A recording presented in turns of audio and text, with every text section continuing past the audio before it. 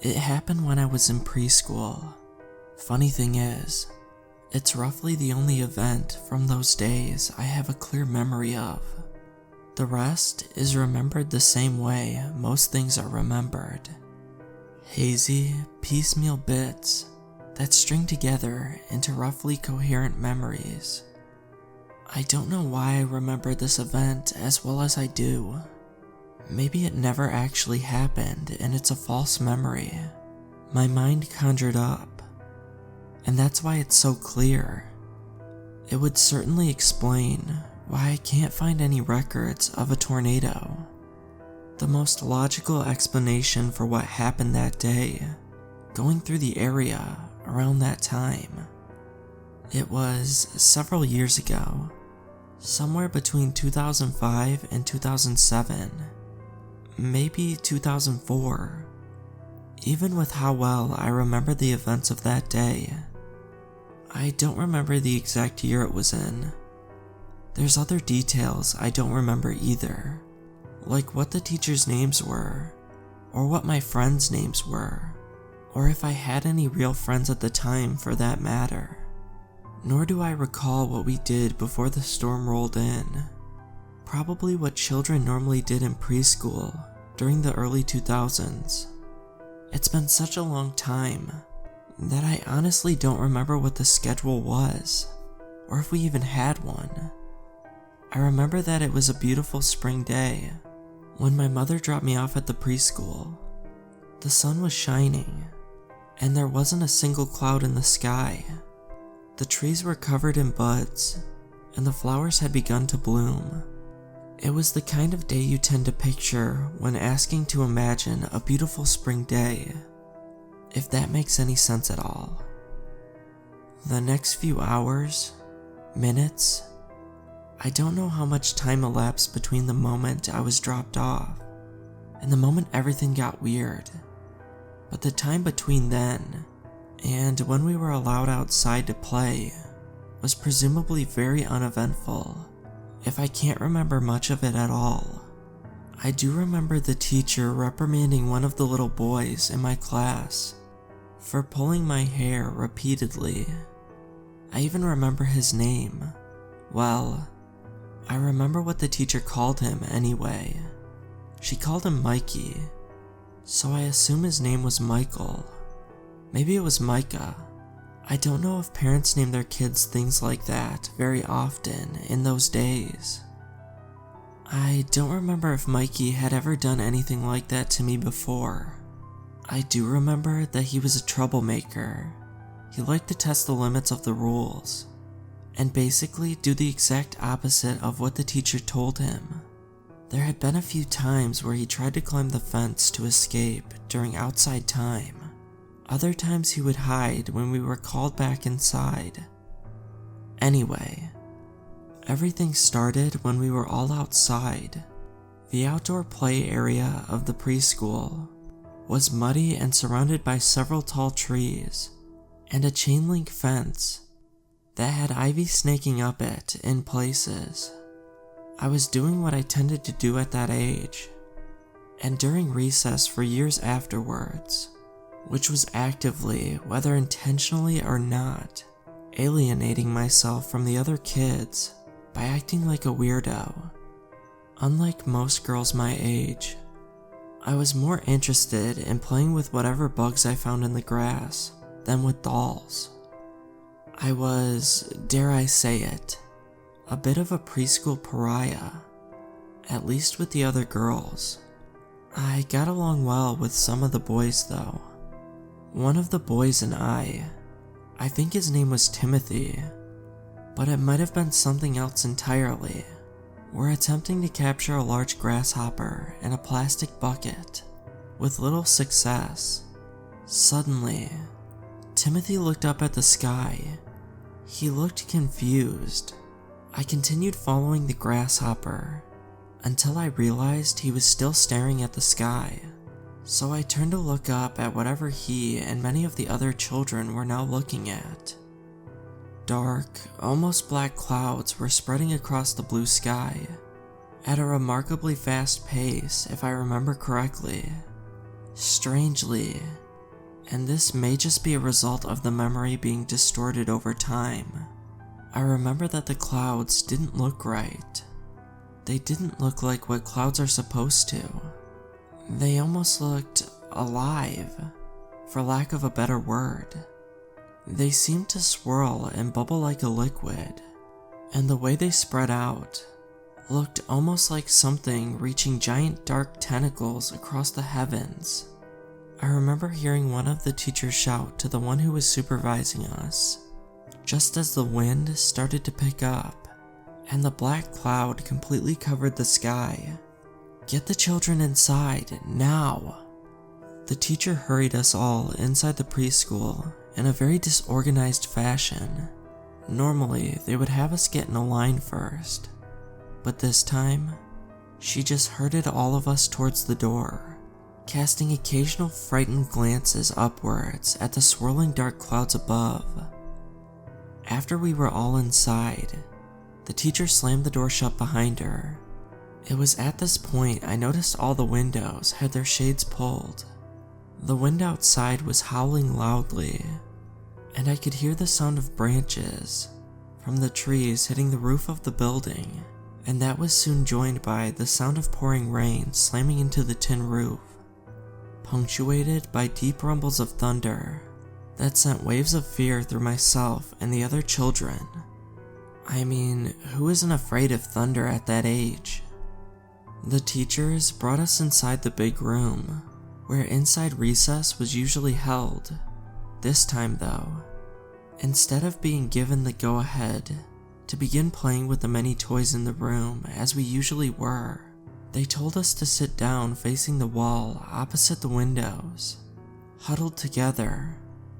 Then all four of them sat down behind us, as if trying to form a protective wall between us and the storm raging outside. At that point, the wind was no longer howling, it was roaring. The power cut off and we were plunged into darkness. The only light came from the windows. The windows in the big room all had shades, except for one. This big decorative window that I assume was supposed to let sunlight in. I craned my neck back to look out that window, which the teachers had tried to haphazardly cover with a blanket. Enough of it was still uncovered that I could see outside. And outside, it looked like hell. The wind was whipping across the place where moments earlier we had just been playing happily, sending branches and play equipment flying. I heard one of the teachers shout something above the roar of the wind and the rain. Remember how I said we were all inside? And remember how I said Mikey liked trying to escape the preschool during outside play? Well, he hit outside again, and in the frenzied rush to get us all inside, I guess the teacher forgot to make sure we were all present until it was far too late. On the other side of the glass, looking inside in utter terror, visible only in the gap between the two blankets that were covering the window, was Mikey. He looked terrified. One of the teachers got up to go and grab him from outside, when the already terrifying roar of the storm suddenly rose into a shriek. The teacher didn't even bother putting on her coat. She just ran out the door, leaving it open. Rather reckless in hindsight, she grabbed Mikey and fought against the wind to bring him back inside. The storm must have had hurricane-force winds, because she looked like those newscasters do when they're trying to stand upright in the middle of a hurricane. Eventually, she got him to the door and shoved him inside ahead of her. He darted inside and collapsed into a wet little quivering pile amongst the other children. I heard one of the other teachers telling me not to look, but I didn't listen. Sometimes I wonder if I should have listened to her, because what I saw next has stuck with me ever since. The teacher who had gone out to grab Mikey was inches from the door when something grabbed her. That's the only way I can describe it. Something large and gray, and moving entirely too fast for me to tell what it was, plowed right into her and sped off into the storm, taking her with it. It wasn't a tornado. If it was, it should have sucked us out of the open doorway. It didn't look like a tornado either. It was just a fast-moving dark gray mass. All I remember for a while after that was the sound of screaming, and then I finally did the smart thing and closed my eyes. Hours had passed by the time I got courage to open my eyes again. Nobody had moved an inch except for one of the 4. Well, now it was only 3 teachers. She must have shut the door shortly after the screaming started, because she was unlocking it when I opened my eyes. Everyone left the preschool a little earlier than usual that day.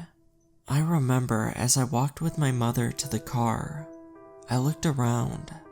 Nothing outside had changed at all. There were no branches on the roof, no puddles on the ground.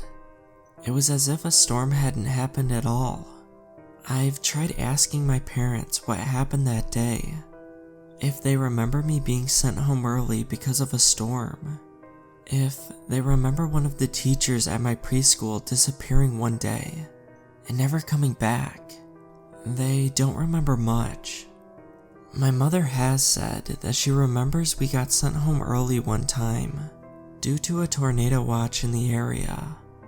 That's about it, and even then, that sounds incredibly suspicious. A tornado watch is issued when prime conditions for a tornado to form are present. If that thing was a tornado, we should have been issued a tornado warning, not a watch. And it wasn't a tornado. It couldn't have been. Besides the obvious fact that I shouldn't be here writing this down if that had been a tornado, I've looked everywhere I can think of a record of a tornado in the area at that time, and I've found absolutely nothing. Tornadoes aren't common in the part of the US we live in. Because of that, I thought that it would be relatively easy to find a record of the storm, assuming it was merely a tornado and not something less explainable. After all, there wouldn't be that much stuff to sift through. As I said though, I found nothing.